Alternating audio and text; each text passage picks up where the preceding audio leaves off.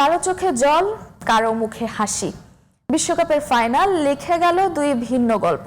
স্পেনের জয়ে উল্লাস আর আর্জেন্টিনার হারের বেদনায় বিভক্ত হয়ে পড়েছিল রাজধানীর ড্যাফোডিল ও সাউথ ইস্ট ইউনিভার্সিটি ক্যাম্পাসও। দুই ক্যাম্পাসের আনন্দ বেদনার চিত্র নিয়ে রিপোর্ট করেছেন নাইমুর রহমান। কেসারেন শেকড় থেকে শিখরে।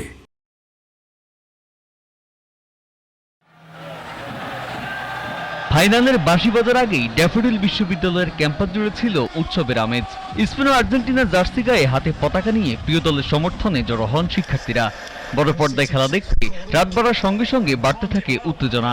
আমি আর্জেন্টিনার খেলা দেখে দেখে বড় হয়েছি, তো সেই হিসাবে আসলে এই ম্যাচটা আমার জন্য অনেক দুঃখজনকই ছিল আর কি। অস্থির অস্থির অসাধারণ, এত সুন্দর বিল্ড আপ কোনো টিমের হতে পারে না। আর্জেন্টিনা যে আউট হয়েছে, আমি এটা যেহেতু ব্রাজিলরাও যে মানে যেরকম খুশি হবে আমরা তো খুশি হবে। ম্যাচের একমাত্র গোলেই বদলে যায় দৃশ্যপট। স্পেনের জয় নিশ্চিত হতেই আনন্দে ফেটে পড়েন লা রোজার সমর্থকরা। উল্লাস, করতালি আর বিজয়ধ্বনিতে মুখর হয়ে ওঠে পুরো ক্যাম্পাস। অন্যদিকে শিরোপার স্বপ্ন ভেঙে যাওয়ায় হতাশায় নীরব হয়ে পড়েন আর্জেন্টিনার সমর্থকরা। অনেকের চোখে ছিল অশ্রু, মুখে ছিল অপূর্ণতার আক্ষেপ। বাই এনি চান্স আজকে ম্যাচে যদি পেনাল্টি যেত, মেবি আর্জেন্টিনা জিততো, বাট এটা ফুটবলের সাথে ইনজাস্টিস হইতো। আমরা চাইছিলাম যে আর্জেন্টিনা ভালো খেলো, হয়তোবা জিতার জন্য মানে আশা করি নাই, তবে ভালো খেলাটা আশা করছিলাম। আর্জেন্টিনা যথেষ্ট ভালো খেলছে অল ওভার দ্য টুর্নামেন্ট।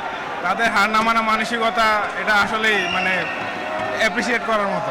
ড্যাফোডিলের মতো একই চিত্র ছিল সাউথ ইস্ট ইউনিভার্সিটিতেও। 90 মিনিট খেলছিলাম, ওইটা আমাদের গতানুগতিক খেলা নয়। আমরা চেষ্টা করছি, বাট আমরা হয়তো টাইব্রেকারে গেলে কিছু একটা হতে পারতো। আমরা সবসময় আর্জেন্টিনার সাপোর্টার, সুপ্তভাবে আমরা আর্জেন্টিনা করেছি, সামনেও করবো ইনশাল্লাহ। আর্জেন্টিনার জন্য শুভকামনা। এক ম্যাচ, দুই রকম অনুভূতি। কেউ উদযাপন করেছে স্বপ্নপূরণ, কেউ বুকে নিয়ে ফিরেছে অপূর্ণতার বেদনা। তবে প্রতিদ্বন্দ্বিতা শেষে একে অপরকে অভিনন্দন জানিয়ে ক্রীড়াসুলভ মনোভাবেরও পরিচয় দিয়েছেন শিক্ষার্থীরা।